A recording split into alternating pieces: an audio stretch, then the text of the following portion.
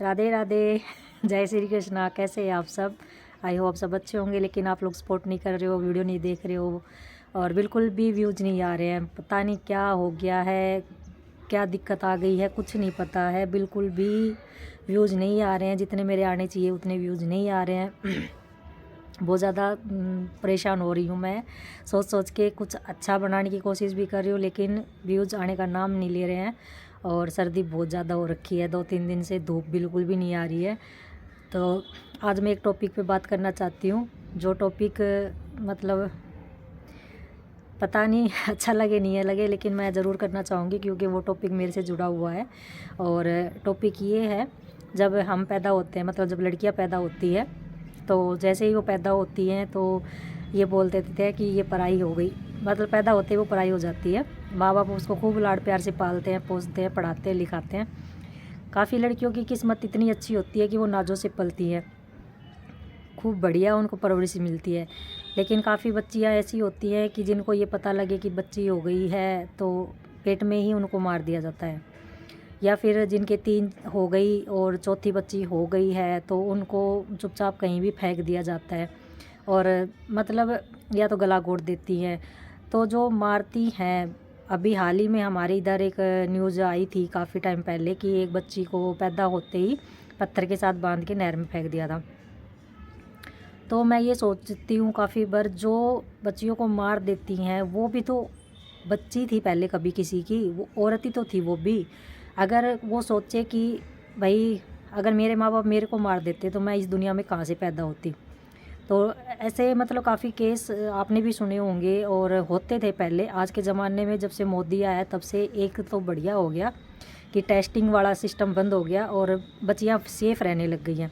लेकिन फिर भी ऐसा होता है कि जैसे काफ़ी लोग छुप के, चोरी छुपे कुछ ना कुछ गड़बड़ तो करते हैं। ये मोदी चाहे कितना भी कर ले, कितना ना करे, लेकिन ये एक इच्छा मेरी थी कि जब मेरी शादी हो तो मतलब शादी का जो मेरा पहले बेबी हो वो मेरी लड़की ही हो, क्योंकि मेरा अटैचमेंट लड़कियों से ज़्यादा है। तो लड़का हुआ, आपको बताया था मैंने, मेरा बेबी पहला लड़का हुआ। लेकिन वो खुशी भगवान ने मुझे 2 साल बाद दी जो मैं चाहती थी। 2 साल बाद भगवान ने मेरे को फिर से मतलब खुशी दी और मैं 9 महीने बाद मेरे एक बेबी मतलब मेरी बच्ची जो पैदा हुई, वो उसको गोदी में लेके मुझे ऐसा लगा कि मेरे कोई ज़िंदगी मुझे मिल गई है, कि मेरे ये जो खुशी है वो मुझे मिल गई है। और आज तक मेरा जो जितना लगाव मेरी बेटी की तरफ है ना, मेरे मुंह पे हमेशा उसी का नाम ज़्यादा रहता है। और जो मेरा लड़का है ना, उसको मैं हमेशा प्यार उससे भी बहुत ज़्यादा करती हूँ, ऐसा नहीं उससे प्यार नहीं करती। लेकिन एक लगाव होता है माँ के प्रति, बेटी के प्रति और बेटे के प्रति। तो बेटा मेरा, ऐसे बोलते हैं ना कि बेटी पराई हो जाती है, लेकिन बेटा पराया नहीं होता है, बेटा अपना ही रहता है। तो ऐसा माना जाता है कि जब बेटियाँ सेफ़ ही नहीं रहेंगी तो दूसरों का घर कैसे बसाएंगी, कहाँ से पोता देंगी, कहाँ से पोतियाँ देंगी। तो इसीलिए मैं चाहती हूँ कि बेटियाँ अगर हमारे 2 भी होती हैं, 3 भी होती हैं, तो उनको प्यार से रखो। एक नाम तो है ही पराई है, पढ़ लिख के चली जाएंगी, लेकिन आजकल मिडिल क्लास फैमिली है जिनके 3 बच्चे हो गए, 4 बच्चे हो गए, तो महंगाई इतनी ज़्यादा हो गई है कि वो उनको नहीं पालन पोषण ठीक से कर पाते हैं। इस महंगाई के ज़माने में वो अच्छी परवरिश नहीं दे पाते हैं। या तो जो समझदार है वो एक ही बच्चा कर लेते हैं, अगर वो लड़की हो गई तो भी उसमें संतुष्ट है। और आजकल तो एक लड़की पे भी बहुत ज़्यादा संतुष्ट है कि हमारी गुड़िया हो गई, हम खुश हैं। तो एक जवाई आता है ना, उसको भी बेटा बना के रखे ना, तो एक बहुत बड़ी बात होती है कि हाँ ये हमारा बेटा ही है। और वो जवाई अपने सास ससुर को अगर अपना माँ बाप मान के अगर उनका सहारा बने तो वो बेटा ही होता है। तो यही है कि सोच, अभी भी देश बदला है लेकिन सोच अभी भी कहीं ना कहीं वही है जो पहले के टाइम में थी।